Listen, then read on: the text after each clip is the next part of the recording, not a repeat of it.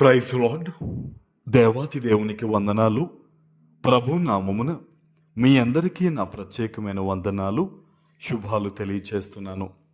ఈ దినము కొరకు ఏర్పాటు చేయబడిన దేవుని వాగ్దానము యెషయా గ్రంథము 54వ అధ్యాయము 8వ వచనము. నిత్యమైన కృపతో నీకు వాత్సల్యము చూపుదునని నీ విమోచకుడగు యెహోవా సెలవిచ్చుచున్నాడు. దేవుని నామానికి మహిమ కలుగునుగాక. ఈ ఉదయకాల సమయంలో సర్వ సృష్టికర్త అయిన నీ తండ్రి గొప్ప వాగ్దానాన్ని నీకు అందిస్తూ ఉన్నారు. ఆయన అంటున్నారు కదా, నిత్యమైన కృపతో అంటున్నారు ఆయన.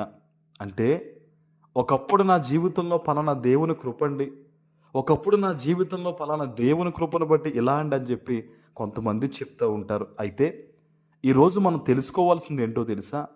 దేవుని కృప నీ మీద ఎల్లప్పుడూ కూడా ఉంటుంది. హల్లెలూయా. దేవుని కృప నిన్ను విడిచిపోదు.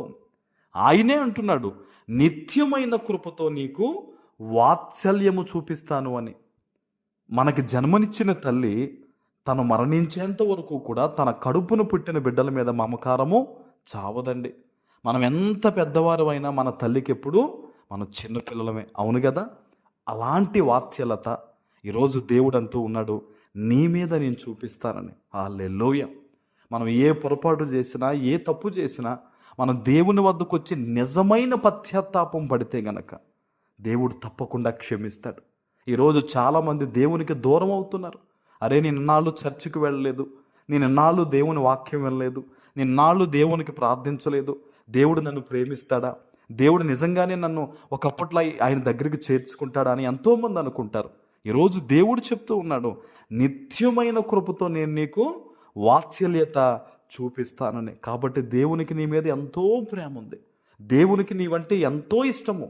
కాబట్టి దేవుని సన్నిధిలో మరలా నిన్ను నువ్వు అంటు కట్టుకోవడం అనేది ప్రారంభించు. ఎందుకో తెలుసా?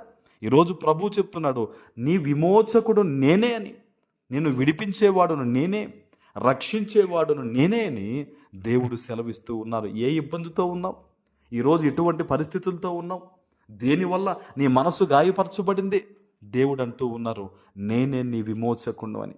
దేవుని సన్నిధిలో ప్రార్థన అనేది ప్రారంభించు. యథార్థంగా దేవుని సన్నిధిలో గోజాడు. యాకోబు రాత్రంతా దేవునితో పోరాడాడట. దాని అర్థం ఏంటో తెలుసా? కన్నీటితో దేవుని సన్నిధిలో ప్రార్థించాడట. ఈరోజు నీ బిడ్డల కోసమా, ఈరోజు కొన్ని పనులు జరగాలనా, కొన్ని ఆస్తి తగాదాలా, దేని నిమిత్తము నీవు ఆలోచన చేస్తున్నావో దేవుని సన్నిధిలో విశ్వాసంతో అడుగు. ఎందుకో తెలుసా? ఆయన అంటున్నాడు, నిన్ను విడిపించేవాడును విమోచకుడును నేనే అని. ఈరోజు నా విమోచకుడైన దేవా, నన్ను ఈ స్థితిగతుల నుంచి విడిపించని, దేని వలన నీకు దుఃఖము కలుగుతుందో ఆ స్థితిగతులను బట్టి ప్రార్థన చేయి. హల్లెలూయా. ఎందుకో తెలుసా? ఆయన కృప నీ మీద ఉంది, ఆయన నీకు వాత్సల్యత చూపించేవాడుగా ఉన్నాడు. ఈరోజు అంటున్నాడు ఆయన, నేను నీ విమోచకుడని. హల్లెలూయా. ప్రార్థన చేద్దాం, విశ్వాసంతో దేవుణ్ణి అడుగుదాం. మనకి దేవుడు ఆధారము, మనకు దేవుడు జీవము కనుక ఆయన పాదముల వద్ద మనం మొరపెట్టినప్పుడు మన జీవితంలో గొప్ప కార్యాలు జరుగుతాయండి. ఇప్పటి వరకు నీ జీవితంలో చూడని అనేకమైన గొప్ప గొప్ప కార్యాలు నేటి దినము నుంచి దేవుడు నీ జీవితంలో చేయబోతూ ఉన్నారు. ఆమేన్. ప్రార్థన చేసుకుందాం. పరిశుద్ధుడు అయిన మా తండ్రి, ప్రేమ కలిగిన ప్రభువా, మీకు స్తోత్రాలు. ఈ ఉదయకాల సమయంలో మీరు ఇచ్చిన గొప్ప వాగ్దానము ప్రతి బిడ్డ జీవితంలో నెరవేర్చి స్థిరపరచమని యేసు నామమున ప్రార్థిస్తున్నాను తండ్రి. ఆమేన్.